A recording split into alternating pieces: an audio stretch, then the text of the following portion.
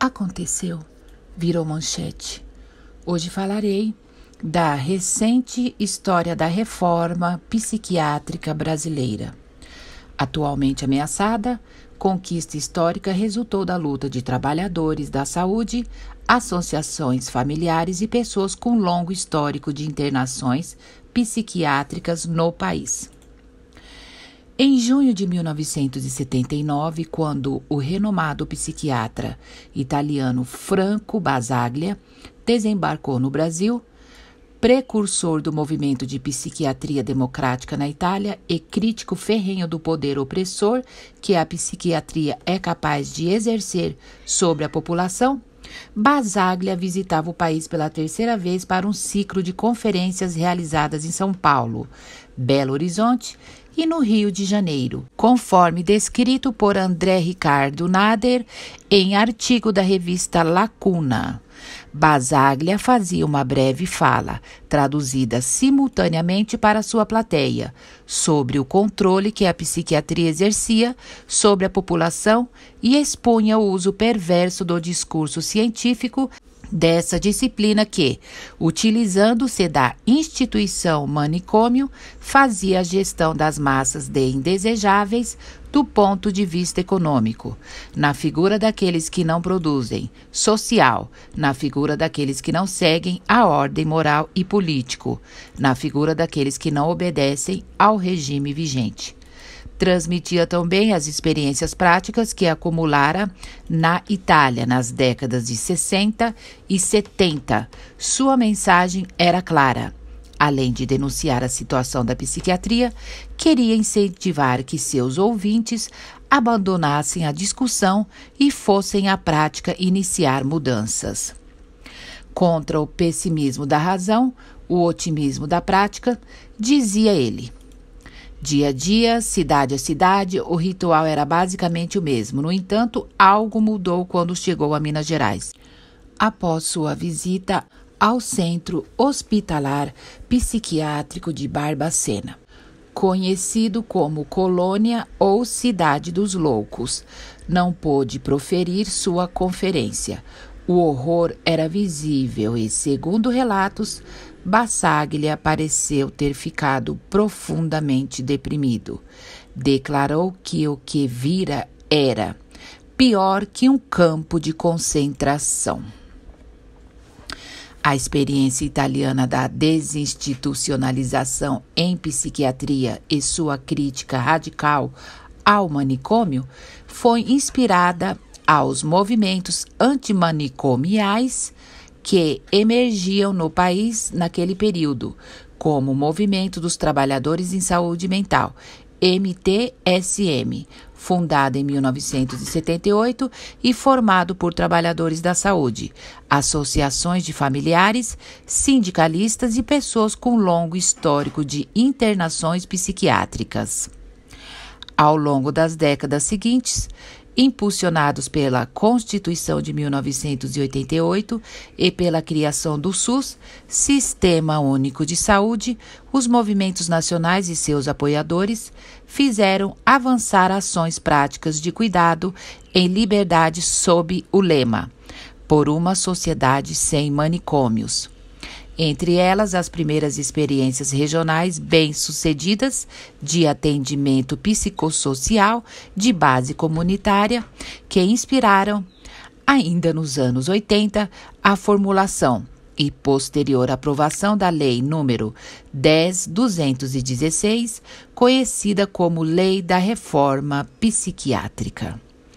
Promulgada em 6 de abril de 2001, a Lei 10.216 estabeleceu novas diretrizes para políticas de saúde mental, ao prever a substituição progressiva dos manicômios no país por uma rede complexa de serviços que compreendem o cuidado em liberdade como elemento fundamentalmente terapêutico.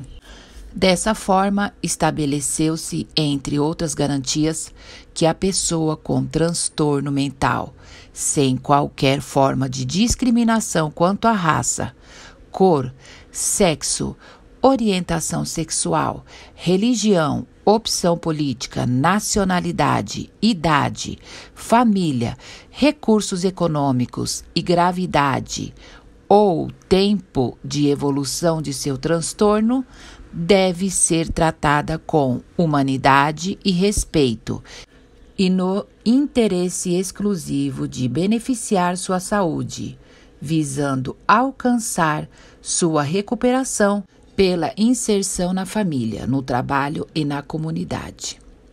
Materializada na lei, a reforma psiquiátrica buscava, portanto, orientar os poderes executivos a investirem em processos de desinstitucionalização de pessoas internadas por longos períodos de permanência, grande parte delas sem qualquer vínculo remanescente com a sociedade.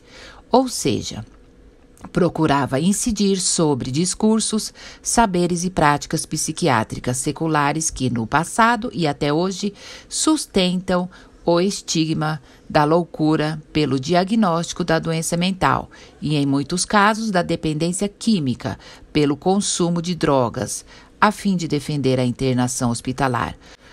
O absenteísmo e a segregação social como princípios básicos de tratamento em saúde mental. Reconhecimento internacional.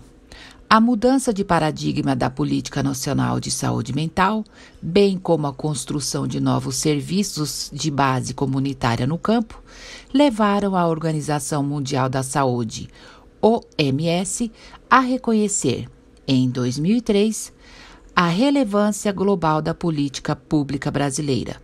Foi também sob esse novo contexto que a Corte Interamericana de Direitos Humanos, CIDH, principal órgão autônomo da Organização dos Estados Americanos, a OEA, condenou o Estado brasileiro em 2006, pelo que ficou conhecido como o caso Damião Ximenes Lopes, que leva o nome do jovem brasileiro espancado e morto em um hospital psiquiátrico no município de Sobral, Ceará, naquele mesmo ano.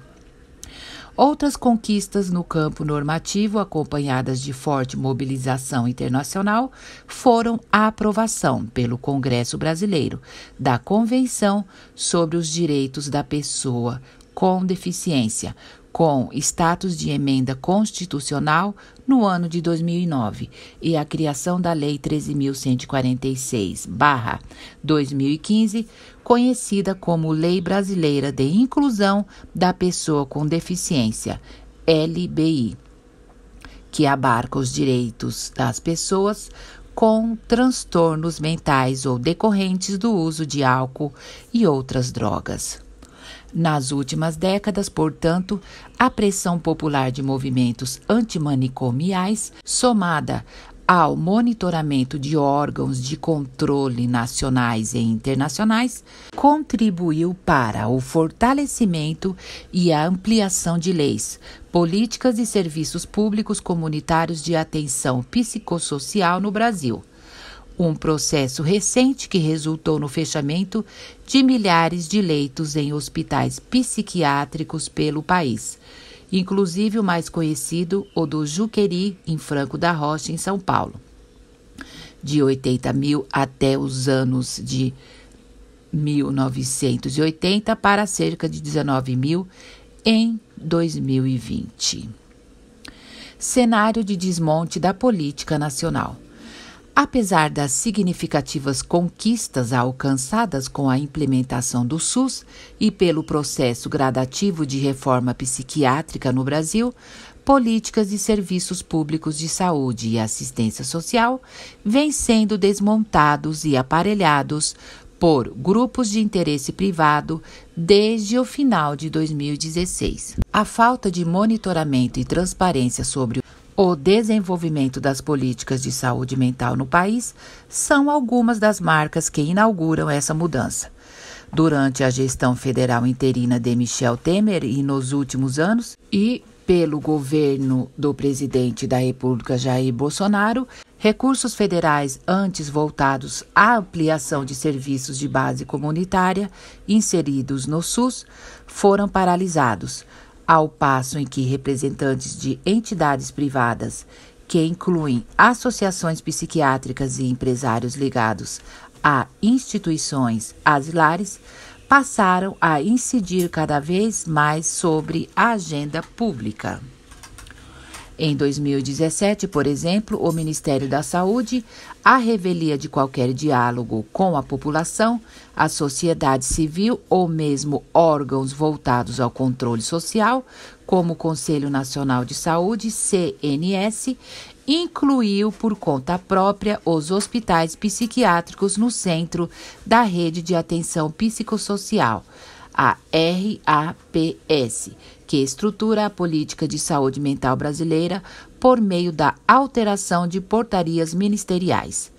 Já em 2019, as comunidades terapêuticas, que baseiam seus serviços no tripé labor-terapia, trabalho não remunerado, oração e abstinência, passaram a ser regulamentadas pela Lei 13.840, conhecido como Nova Lei de Drogas, e amparadas na Política Nacional sobre Drogas, PNAD, que desde então prevê estimular e apoiar, inclusive financeiramente, o aprimoramento, o desenvolvimento e a estruturação física e funcional das comunidades terapêuticas. Segundo informações do Ministério da Cidadania, o repasse de recursos públicos a entidades que administram comunidades terapêuticas no país passou de 157 milhões em 2019 para 300 milhões em 2020, à medida em que a ampliação do investimento ocorria. Órgãos e mecanismos públicos nacionais denunciavam a falta de fiscalização, publicização de informações, diretrizes práticas e critérios técnicos que garantiriam o funcionamento legal dessas instituições no país. A despeito da lei da reforma psiquiátrica, que proíbe a internação de pacientes com transtornos mentais em instituições com características asilares, comunidades terapêuticas e hospitais psiquiátricos brasileiros seguem recebendo grandes investimentos públicos e funcionando como locais de privação de liberdade e graves violações de direitos humanos, como revelam os relatórios das últimas inspeções nacionais em Comunidades Terapêuticas 2019 e Hospitais Psiquiátricos 2019. Agora falarei de alguns apontamentos no relatório de inspeção nacional. Pelo breve relatório que eu li, para mim nada mudou, apenas se concentrou. Direito a usufruir do padrão mais elevado à saúde física e mental. Evidenciam-se aspectos relacionados à organização de atenção hospitalar, como Projeto Técnico Institucional, PTI, Projeto Terapêutico Singular, PTS, e as condições de trabalho das profissões de saúde. Também foram abordadas os efeitos deletérios da internação em hospitais psiquiátricos, tais como a violação do direito à convivência familiar e comunitária. Violências físicas, estupro, gênero e orientação sexual. Revista vexatória e liberdade religiosa. Neste capítulo, temas mais amplos como violência física e sexual, revista vexatória e liberdade religiosa permitiram aprofundar violações de direitos humanos abrangidas pelos demais capítulos. A exploração de mão de obra das pessoas internadas. Sob a perspectiva do direito ao trabalho digno e decente, diversas violações de direitos humanos foram identificadas, sobretudo ao se relacionar ao paradigma, aos direitos intrínsecos, ao processo de reabilitação psicossocial, ocupação do tempo ocioso, recompensas por tarefas, insuficiência de funcionários, indícios de trabalho forçado ou obrigatório constituíram elos de um tecido de atividades ocupacionais e nada compatíveis com os princípios e garantias de direitos humanos. A internação de crianças e adolescentes, sensível ao paradigma da proteção integral, o tema enfileirou constatações acerca do caráter forçado das internações, sua execução em ambiente próprio de adultos, a violação do direito à convivência familiar e comunitária e demais direitos fundamentais como a vida, a alimentação, vestuário pessoal, lazer, liberdade de crenças sexuais e reprodutivos, educação e trabalho, acompanhados de procedimentos específicos como eletroconvulsoterapia. Meu Deus! Direito de viver de forma independente incluído na comunidade. Neste capítulo, abordamos situações de violação de direitos relacionados às pessoas idosas, como também aos processos de desinstitucionalização e suas exigências, negativas como a internação de longa permanência e positivas como a articulação do cuidado em rede comunitária. Em suma, em liberdade. Monitoramento, avaliação e financiamento público de hospitais psiquiátricos, incomum nas inspeções voltadas propriamente para a avaliação da qualidade dos serviços da assistência em saúde. Os temas do monitoramento, avaliação e financiamento têm notório lugar na política de saúde mental, a explicar, sobretudo, os modos de manutenção de prática asilares em plena era da reforma psiquiátrica. Sob a coordenação de órgãos e conselhos públicos, como o Mecanismo Nacional de Prevenção e Combate à Tortura, o Conselho Federal de Psicologia e o Conselho Nacional do Ministério Público, as inspeções brasileiras alertam desde 2015 para a situação alarmante de desassistência na atenção à saúde em hospitais psiquiátricos e comunidades terapêuticas pelo país, onde foram verificadas graves e múltiplas violações cotidianas de direitos humanos contra pessoas em sofrimento ou com transtorno mental, que incluem aquelas com necessidades decorrentes do uso de álcool e outras drogas. Entre as ilegalidades foram constatadas condições sanitárias degradantes, falta de infraestrutura e equipe técnica, práticas de tortura, medicalização excessiva, trabalho forçado e crimes de cárcere privado, que remontam o passado de violações em hospícios e manicômios judiciários. Adicionalmente, a insuficiência de dados públicos atualizados limita a possibilidade de análise da evolução dos gastos federais nos últimos anos com políticas de saúde mental, álcool e outras drogas, mas o acesso ao orçamento do Ministério da Saúde, destinado aos procedimentos de internação em hospitais psiquiátricos brasileiros em 2017 e 2018, permite constatar um crescimento expressivo do financiamento público em hospitais psiquiátricos, em detrimento dos recursos aplicados na rede pública extra-hospitalar, composta por serviços como CAPS, Centros de Atenção Psicossocial, as UAS, Unidades de Acolhimento, e os Centros de Conveniência e Cultura. Segundo dados do último relatório de inspeção nacional em hospitais psiquiátricos, em 2018, o Ministério da Saúde destinou à Política Nacional de Saúde Mental, álcool e outras drogas, um montante de aproximadamente 1,5 bilhão, o que representa um aumento de aproximadamente 5% sobre o orçamento de 2017.